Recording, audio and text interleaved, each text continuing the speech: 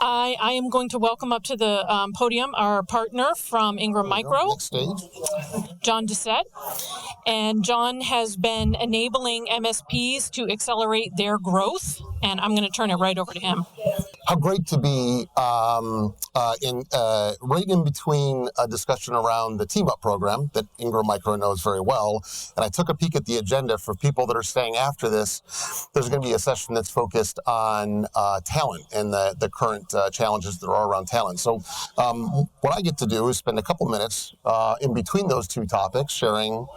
Wanted to talk a little bit about the topic that is this business forward thinking about the business. This is the track that we're on here. And when invited to give the opportunity to talk a little bit about what Ingram is doing and how distribution is changing it, I jumped at the opportunity to come down, partly because we're in Miami. And on a personal note, I've probably spent more time in Miami in the last year than I did collectively over the last 10 years.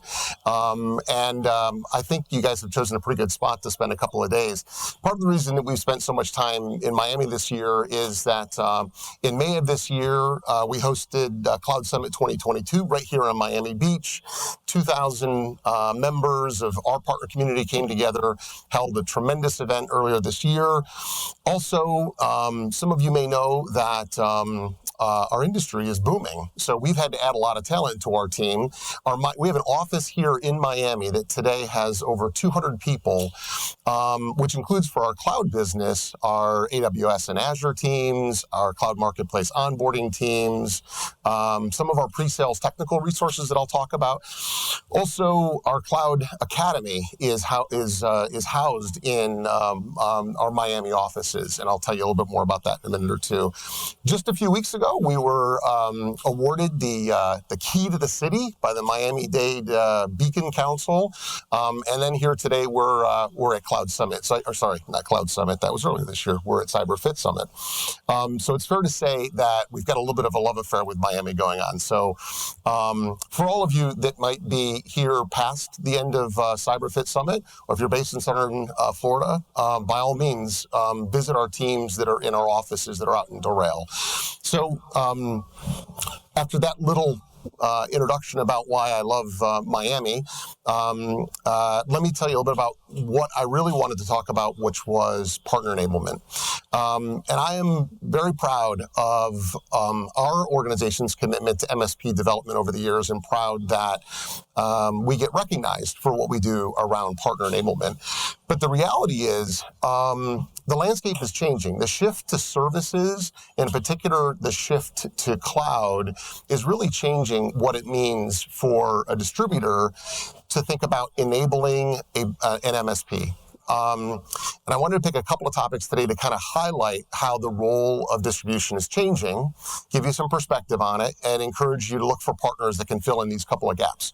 So, one of the first things that we talk about when we talk about the changing landscape is the talent discussion.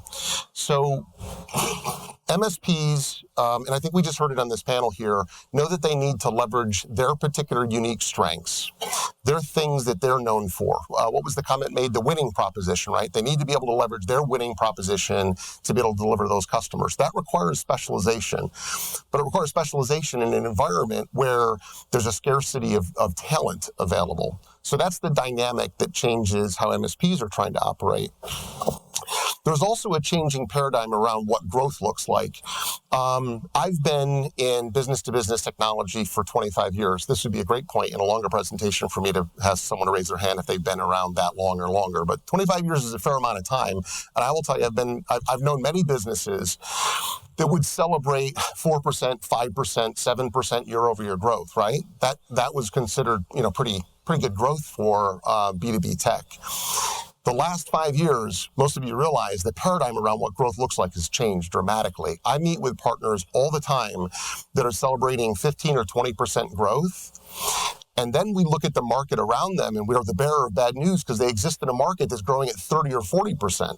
So if you're not growing at that kind of a rate and you don't have a mindset around what growth is, you could be losing share in your own market. So the paradigm around what growth looks like is changing. And then the other thing that's happening in the shift to services is the concept of kind of customer lifetime value. And it's really causing us to pivot and think about embedding customer lifetime value in all the things that we do for an MSP and that MSPs then turn do for their customers. So this is all changing the landscape of how distribution supports partners. I'm checking my notes to make sure I don't lose any points here. There we go. I'll give you 3 data points to kind of back this up a little bit.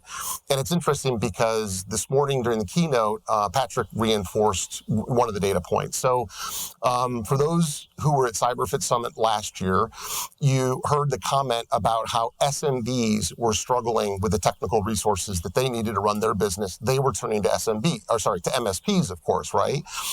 Well, that talent shortage has become all of our talent shortage, right? Now we're looking at how do we access the talent that's necessary to be able to deliver to those. And in a survey that was done in the second quarter of this year by Randstad Insights, that in particular cybersecurity is probably suffering one of the greatest talent shortfalls. I won't get the stat right that I saw on Patrick's keynote this morning, but the data point from this particular survey was that for every one qualified cybersecurity technical resource, there are 5 available jobs. That tells you how scarce the talent is. And it also means that we've got to think differently about how we access that talent. The second that's interesting is the services business is really expanding the amount of opportunity there is for MSPs to go after. But investing in and building out new services practice can actually be a very cash-intensive proposition, especially when you're talking about managed service agreements that can often spend months underwater before you're making money on a managed service agreement. So again, this expansion of available services is kind of opening up another crunch for MSPs, and that is the cash crunch. And I went one too far. I'll see if I can go back. And it's simply about the last bullet I had on here, which was net dollar retention. So customer lifetime value. There was a body of work that was done by KBMC earlier this year that talked to 400 SaaS MSPs around the world. And the average end customer churn of an MSP in that survey was 13%. Offset by organic growth of those customers by 15%. So positive 2% growth. But think about that. They're basically running to stand still. Now, those businesses are growing. I don't want to say they're not growing, but they're growing entirely through new customer acquisition because the base of customers that they have are effectively only driving a positive 2% growth of that customer base. So these are the things that I believe a good partner to an MSP is trying to tackle today. And this might give you a view of what all those different pieces are. And let me pick 2 or 3 of them to talk about for a minute or two. Yeah. Okay. I was back looking at him. I thought I had a little bit longer, but let me make sure I get through it. I'll talk about the pre-sales tech bench. The pre-sales tech bench gets at the talent shortages that there are today, right? And that is you should be looking for a partner that's investing in building out pre-sales tech resources that are available to you to leverage inside of your end customer engagements. Also, the Cloud Academy that I referred to earlier. One of the other bullets that's up here is channel financing. So again, for example, Ingram has put hundreds of millions of dollars to work in the market to essentially fund managed service agreements, even if they include services, or to turn managed services agreements into ways to fund the pivot to services. And then the last one that I would pick on here is actually the one around customer success. So customer success today, again, I think in a longer conversation, I'd say how many people have built out a customer success practice? It's becoming more and more common. So find a partner who helps you build a customer success practice and then gives you the data and insights to lower churn of the end customers and look for cross-sell opportunities. So these are the way that we're building out practices. And I think this is the changing role of distribution, is to actually give MSPs those tools to basically capture the market opportunity that requires investment, tackle the talent shortages, and then be able to secure the full lifetime value of the customers that you do get. So that's the net of it. I think what you'll find if you get a chance to talk to our team over the next couple of days is that's the impact that this market change is having on how distribution supports an MSP. 10 minutes. There we go. A good interlude between. There we go.